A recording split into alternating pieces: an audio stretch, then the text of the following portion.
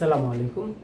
আজকে আমরা খুব গুরুত্বপূর্ণ একটা টপিক নিয়ে আলোচনা করব, যে টপিকটি আসলে কেউই আলোচনা করে না, অথবা কারো আলোচনার বিষয়ই এতদিন পর্যন্ত হয়নি, অথবা বিষয়টি আমাদের জীবন মরণের সাথে সম্পর্কিত একটি বিষয়।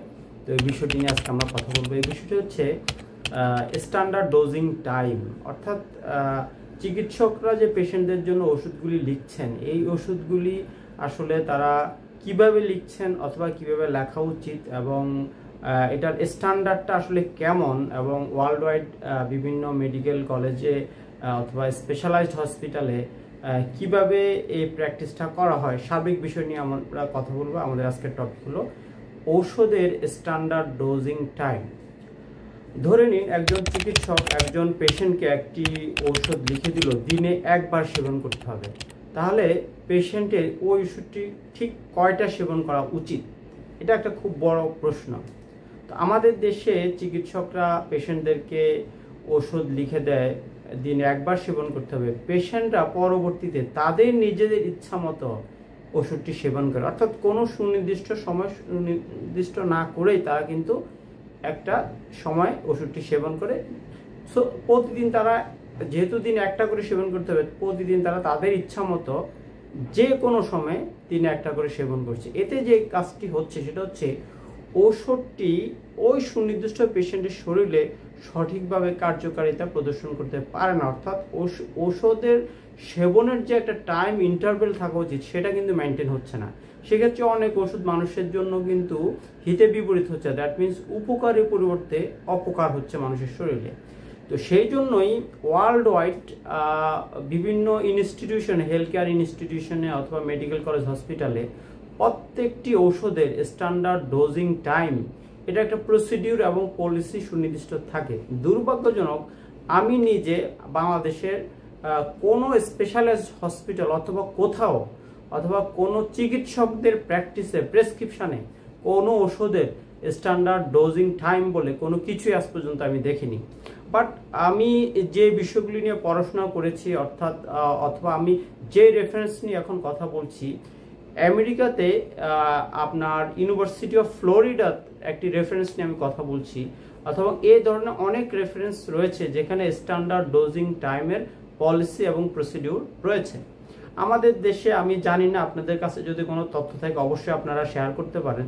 বাংলাদেশের কোনো স্পেশালাইজড হসপিটালে, কোনো মেডিকেল কলেজ হসপিটাল অথবা মেডিকেল ইউনিভার্সিটিতে ওষুধের স্ট্যান্ডার্ড ডোজিং টাইমে সুনির্দিষ্ট কোনো পরিকল্পনা প্রসিডিউর বলে কিছু নেই। আমাদের দেশের চিকিৎসকরা যেভাবে প্র্যাকটিস করে সেটা হচ্ছে, যে ওষুধটি দিনে একবার খেতে হবে ওনারা প্রেসক্রিপশনে লিখে দেয়, চিকিৎসকরা প্রেসক্রিপশনে লিখে দেয় দিনে একবার, কিন্তু দিনে একবার আসলে ঠিক কয়টার সময় সেবন করা উচিত সেটা কিন্তু চিকিৎসকরা প্রেসক্রিপশনে লিখছে না। ঠিক এই জায়গাতে পেশেন্টরা কিন্তু অনেক বড় ধরনের ভুল করে। পেশেন্ট ওই প্রেসক্রিপশন অনুযায়ী ওষুধটি পরবর্তীতে তার নিজের ইচ্ছা মতো সেবন করতে থাকে।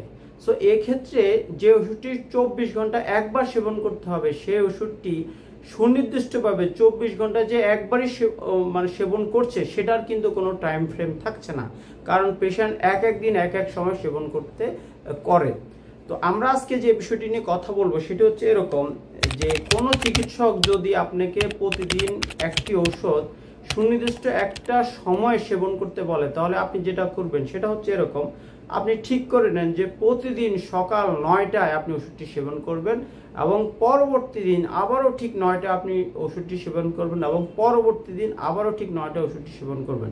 এটা হচ্ছে স্ট্যান্ডার্ড ডোজিং টাইমের ফার্স্ট স্টেপ। কোনো চিকিৎসক যদি আপনাকে কোনো ওষুধ দুবার সেবন করতে বলে, 24 ঘন্টায় দুবার সেবন করতে বলে, তাহলে আপনি ওষুধটি সেবন করা উচিত সকাল 9টা একবার এবং রাত 9টা একবার। তাহলে এটা হলো সুনির্দিষ্ট সময়, সকাল 9টা থেকে রাত 9 ঘন্টা, 12 ঘন্টা ইন্টারভেলে আপনি ওষুধটি সেবন করছেন। কারণ চিকিৎসক যখন বলে দিল যে দিনে দুবার, তাহলে সুনির্দিষ্ট সময়টা কখন, সেটা হচ্ছে সকাল 9টা এবং রাত 9টায়।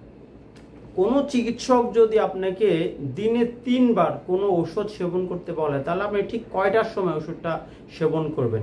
সেক্ষেত্রে যেটা আপনি করতে পারেন যে সকাল 9টায় একটি ওষুধ সেবন করবেন, দুপুর 2টায় একটি ওষুধ সেবন করবেন, এবং পরবর্তীতে রাত 9টায় আরেকটি ওষুধ সেবন করবেন। তাহলে কিন্তু সময়টা সুনির্দিষ্ট, সকাল 9টা, দুপুর 2টা এবং রাত 9টায়। কোনো চিকিৎসক যদি, অথবা আপনি যদি এরকম করেন যে আপনি ওষুধটি সকাল 8টায় সেবন করছেন, তাহলে পরবর্তী ডোজ হবে দুপুর 12টায় এবং পরবর্তী ডোজ হবে বিকাল 5টায়। এভাবে আপনি সেবন করতে পারেন। কোনো চিকিৎসক যদি আপনাকে দিনে 4 বার ওষুধ সেবন করতে বলে, তাহলে আপনি ওষুধটি কিভাবে কয়টার সময় সেবন করবেন? সেক্ষেত্রে আপনি যেটা করতে পারেন যে সকাল 9টায় আপনি ওষুধ সেবন করবেন, দুপুর 1টায় আরেকটি ওষুধ সেবন করবেন, বিকাল 5টায় আরেকটি ওষুধ সেবন করবেন এবং রাত 9টায় আরেকটি ওষুধ সেবন করবেন। তাহলে যে ওষুধগুলো দিনে 4 বার সেবন করতে হবে সেটা সুনির্দিষ্ট টাইম হচ্ছে সকাল 9টা একটা, দুপুর 1টা একটা, বিকেল 5টা একটা এবং রাত 9টা একটা।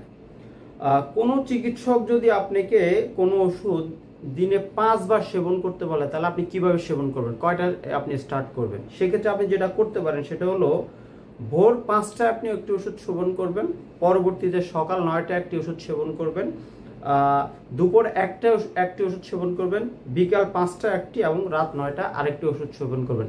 এভাবে দিনে 5টি ওষুধ আপনি সেবন করবেন।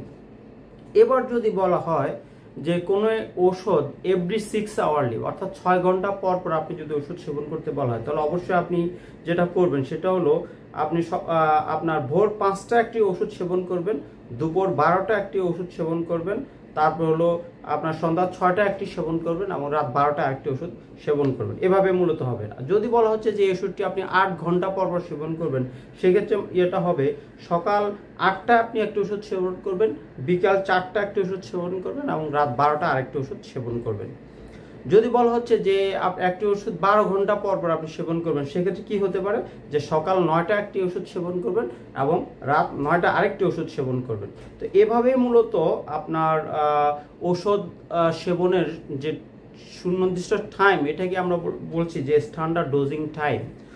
তাহলে স্ট্যান্ডার্ড ডোজিং টাইম এটি একটি সুনির্দিষ্ট একটি বিষয়, অর্থাৎ আপনাকে ওষুধ যেভাবে সেবন করতে বলুক দিনে যতবার, আপনাকে টাইমটি ফিক্স করে দিতে হবে। আমি আমাদের দেশের চিকিৎসকদেরকে অনুরোধ করব, আপনারা যে প্রেসক্রিপশনে লিখছেন দিনে 2 বার, সেটার সাথে সাথে যদি আপনারা টাইম ফ্রেমটা সুনির্দিষ্ট করে দেন, এক্ষেত্রে পেশেন্টদের ওষুধ সেবনের পরে যে ওষুধের যে কার্যকারিতা সেটা সঠিকভাবে পেশেন্ট ওষুধের কার্যকারিতা সঠিকভাবে পাবে এবং পেশেন্ট অনেক বেশি বেনিফিট হবে এবং পেশেন্টের ট্রিটমেন্টটা অনেক ভালো হবে, পেশেন্ট দ্রুত কার্যকর একটি রেজাল্ট পেয়ে যাবে। তো আশা করি আপনারা এই বিষয়টি অবশ্যই মেনে চলবেন, স্ট্যান্ডার্ড ডোজিং টাইম।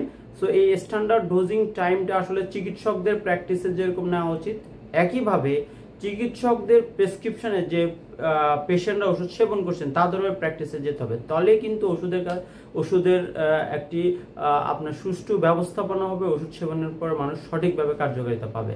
আশা করি এই বিষয়টি আপনাদের অনেক বেশি উপকারে লাগবে। অবশ্যই আপনারা শেয়ার করবেন, অন্য কেউকে জানার সুযোগ করে দেন। আরেকটি বিষয় সেটা হচ্ছে এই স্ট্যান্ডার্ড ডোজিং টাইম রিলেটেড যদি আপনার কোনো রেফারেন্সের প্রয়োজন হয়, অবশ্যই আপনারা মেসেঞ্জারে আমাকে নক করবেন। আমি অবশ্যই আপনাকে প্রয়োজনীয় তথ্য দিয়ে, রেফারেন্স দিয়ে অবশ্যই আপনাকে আমরা এই বিষয়ে আরও বেশি জানানোর আপনারা আমাদের কাছে পেয়ে যাবেন। আপনারা সবাই ভালো থাকবেন।